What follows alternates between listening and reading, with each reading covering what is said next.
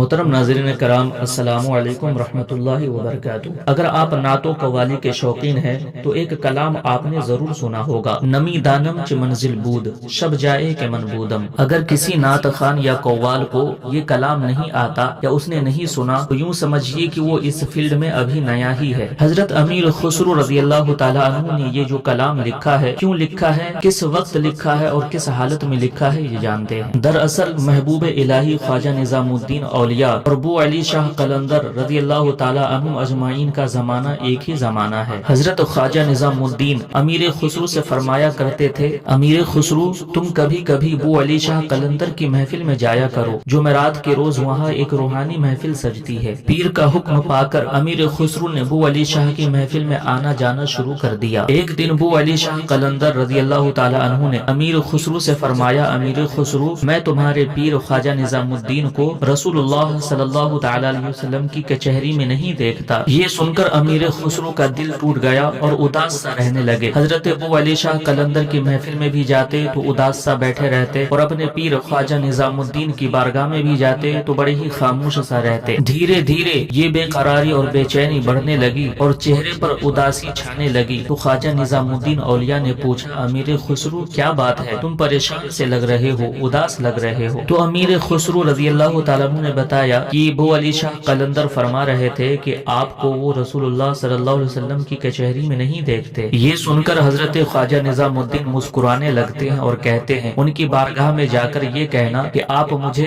رسول اللہ صلی اللہ علیہ وسلم کی کچہری میں پہنچا دے، میں خود اپنے پیر کو تلاش کر لوں گا۔ اس بار جب امیر خسرو ابو علی شاہ کی مجلس میں پہنچتے ہیں تو ابو علی شاہ قلندر خود فرماتے ہیں، امیر خسرو کیا تم نے ابھی تک اپنے پیر کو یہ بات نہیں بتائی؟ تو امیر خسرو رضی اللہ تعالیٰ عنہ کہتے ہیں کہ آپ مجھے رسول اللہ صلی اللہ علیہ وسلم کی بارگاہ میں پہنچا دے، ان کی کچہری میں پہنچا دے، میں خود اپنے پیر کو تلاش کر لوں گا۔ چنانچہ ابو علی شاہ نے حضرت امیر خسرو کے سینے پہ ہاتھ رکھا اور ان کو رسول اللہ صلی اللہ علیہ وسلم کی کچہری میں پہنچا دیا۔ امیر خسرو نے دیکھا کہ ایک بہت بڑی محفل سجی ہوئی ہے جس میں چاروں طرف اولیاء کرام تشریف فرما ہے اور بیچ میں خود رسول اللہ صلی اللہ علیہ وسلم بیٹھے ہوئے ہیں۔ امیر خسرو رضی اللہ تعالی عنہ اولیاء کرام کی محفل میں اپنے پیر کو تلاشنا شروع کر دیتے ہیں۔ جب چاروں طرف تلاشتے ہیں تو کہیں بھی نہیں ملتے ہیں۔ پھر رسول کریم صلی اللہ علیہ وسلم فرماتے ہیں، خسرو کس کو ڈھونڈ رہے ہو؟ تو حضرت امیر خسرو نے فرمایا کہ میں اپنے پیر خواجہ نظام الدین کو ڈھونڈ رہا ہوں۔ تو رسول کریم صلی اللہ علیہ وسلم نے فرمایا کہ اوپر کی منزل میں جا کر تلاش کرو۔ رسول اللہ صلی اللہ علیہ وسلم نے امیر خسرو کو دوسری منزل پر پہنچا دیا۔ وہاں بھی خواجہ نظام الدین کو تلاش کرتے ہیں لیکن نہیں ملتے ہیں۔ پھر تیسری منزل پر پہنچاتے ہیں، وہاں بھی حضرت خواجہ نظام الدین اولیاء نہیں ملتے ہیں، یہاں تک کہ اسی طرح ساتویں منزل پر امیر خسرو رضی اللہ تعالی عنہ کو پیارے نبی صلی اللہ علیہ وسلم پہنچا دیتے ہیں۔ تو ساتویں منزل یعنی ساتویں کچہری میں امیر خسرو کیا دیکھتے ہیں کہ رسول اللہ صلی اللہ علیہ وسلم بیٹھے ہوئے ہیں، دائیں طرف غوث اعظم رضی اللہ تعالی عنہ بیٹھے ہوئے ہیں اور دوسری طرف خواجہ نظام الدین اولیاء علیہ الرحمہ بیٹھے ہوئے ہیں۔ ساتویں منزل یعنی کچہری پر جب امیر خسرو نے اپنے پیر کو دیکھا تو اپنے پیر کی طرف دوڑے، قدم چومنے کی کوشش کرنے لگے اور جیسے ہی قدم کی طرف لب کے حضرت ابو علی شاہ قلندر رضی اللہ تعالی عنہ نے سینے سے اپنا ہاتھ ہٹا لیا۔ اس وقت امیر خسرو وجد میں آ جاتے ہیں اور اسی عجیب کیفیت میں کہنے لگ جاتے ہیں، نمی دانم چ منزل بود شب جائے کے من بودم بہر سو رقص بسم البود